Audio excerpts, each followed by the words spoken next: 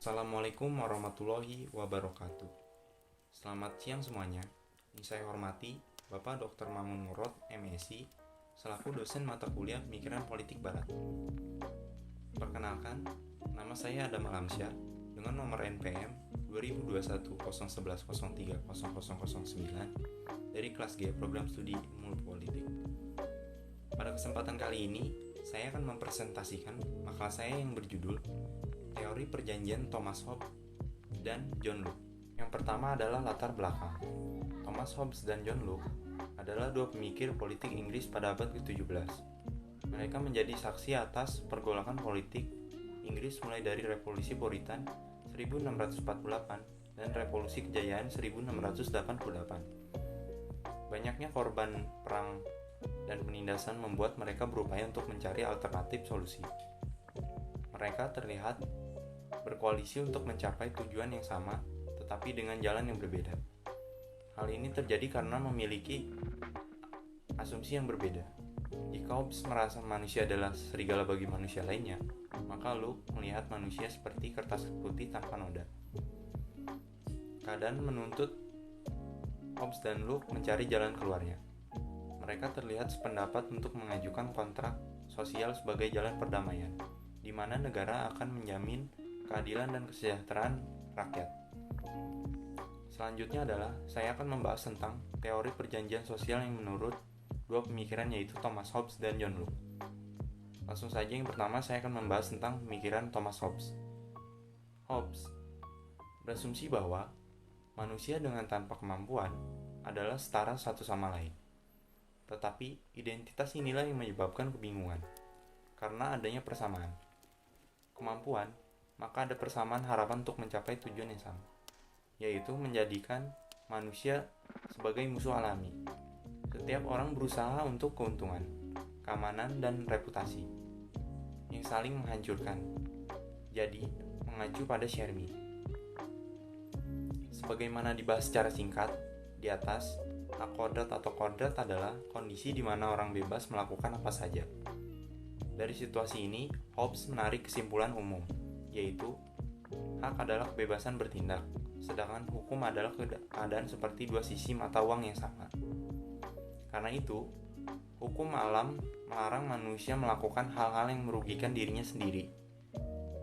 Hukum pertama dan paling mendasar adalah mencari kebahagiaan dan melindungi diri sendiri. Sedangkan hukum kedua mengatur tentang kebebasan untuk memastikan bahwa orang tidak diganggu oleh orang lain. Menentukan benar atau salah suatu norma atau sistem nilai, sehingga negara hanya mengakui hak tetapi lebih sedikit kewajiban. Negara memiliki kekuasaan mutlak. Kekuasaannya tidak dapat dibagi. Pemikirannya sangat dipengaruhi oleh pengalaman Hobbes yang melihat bahkan merasakan gejolak politik yang ada sepanjang hidupnya. Untuk menciptakan perdamaian, kekuasaan yang dimiliki negara harus memiliki ciri-ciri Leviathan, yaitu kuat, kejam, dan menakutkan. Pada pandangan pertama, para ahli menemukan bahwa ada moralitas dalam sistem Hobbes. Meskipun sangat sedikit, hal ini terlihat dari penggunaan kata kewajiban, seperti yang digunakan oleh Hobbes untuk menyiratkan bahwa ia memiliki konotasi moral. Sementara pandangan kedua berpendapat bahwa Hobbesian bermoral setelah pembentukan persemakmuran, di mana moralitas bukanlah hal yang alami tetapi merupakan hal buatan manusia. Itu adalah produk dari organisasi sosial dan pandangan terakhir bahwa moralitas juga ada pada manusia. Dalam keadaan alami atau ketika republik terbentuk, namun moralitas terbentuk ketika republik adalah bentuk baru dibandingkan dengan yang sebelumnya. Yang kedua yaitu pemikiran John Locke. Locke tidak pernah menyebutnya kontrak sosial, tetapi perjanjian. Seperti Hobbes, Locke memahami bahwa negara harus ada untuk menjamin perdamaian. Juga Hobbes dan Locke berpisah. Tidak seperti Hobbes yang mengatakan bahwa kondisi alami manusia adalah perang semua melawan semua. Locke mengatakan bahwa bahkan dalam kondisi alami, manusia diatur oleh hukum alam. Hukum alam ini dipahami oleh setiap individu, dan hukum alam ini bertindak sebagai penghalang independen yang membatasi tindakan individu dalam hubungannya satu sama lain. Menurut Locke, hukum alam ini termasuk hak kodrat manusia untuk menghukum pelaku yang telah melanggar hukum alam itu sendiri. Jika dalam kondisi alam terdapat hukum alam yang mengatur hubungan antar individu, tatanan sosial dalam pemikiran Locke yang sudah ada, apakah hukum alam?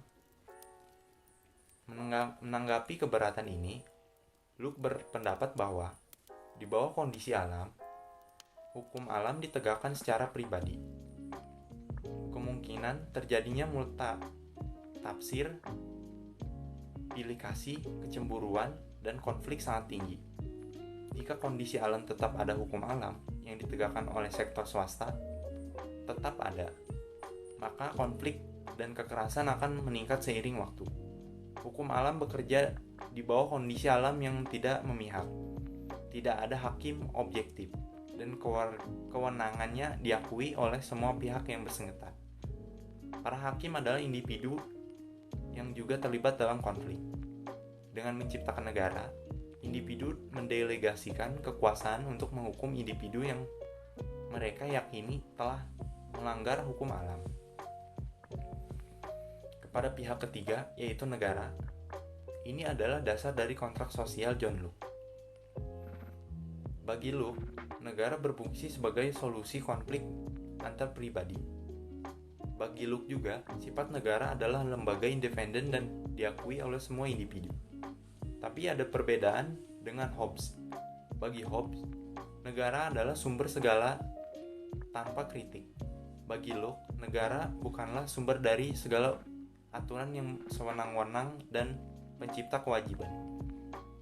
Bagi Hobbes, keadilan adalah mutlak, sedangkan bagi Locke keadaan terbatas. Kebijakan Locke tentang karakterisasi otoritas negara cukup menarik. Hobbes berpendapat bahwa setelah penutupan perjanjian, semua hak alami individu hilang, dan yang tersisa setelah itu adalah hak negara. Bagi Locke, begitu seseorang individu masuk ke dalam perjanjian negara, dia tidak dapat menuntut lebih banyak hak daripada yang diberikan individu tersebut. Jadi, bagi Locke selalu ada hak individu di negara ini. Locke berpendapat bahwa dalam kondisi alamiah, hak-hak kodrati individu dibatasi hukum kodrat. Demikian juga, begitu seseorang individu memasuki negara, kekuasaan negara tidak sepenuhnya otomatis tetapi dibatasi oleh hak-hak individu yang tidak dipenuhi sepemiliknya. Jadi, kesimpulan dari makalah ini adalah teori kontrak sosial menurut Hobbes dan Locke terlihat seperti satu sama lain benar-benar berbeda. Hobbes melihat sifat orang seperti serigala untuk orang lain. Mereka tidak akan berhenti menggenggam bahkan membunuh orang lain sampai kebahagiaan dan kebahagiaan mereka bertalu. Namun, Locke melihat orang seperti kertas putih tanpa bintik-bintik. Pria hidup dengan kebahagiaan dan kebahagiaan sampai mereka merasa memiliki sesuatu keinginan untuk membuatnya berjuang sampai itu terjadi konflik dan perang. Keadaan perang meminta Hobbes dan Locke untuk menemukan jalan keluar. Mereka sepakat untuk mengusulkan kontrak sosial sebagai cara untuk berdamai di mana negara akan menjamin keadilan dan kesejahteraan rakyat. Namun, ideal untuk mereka juga berbeda. Hobbes akan kekuatan absolut dan Locke pemisahan kekuatan. Sekian dari saya, kurang lebihnya mohon maaf. Wabillahi taufiq wal hidayah. Wassalamualaikum warahmatullahi wabarakatuh.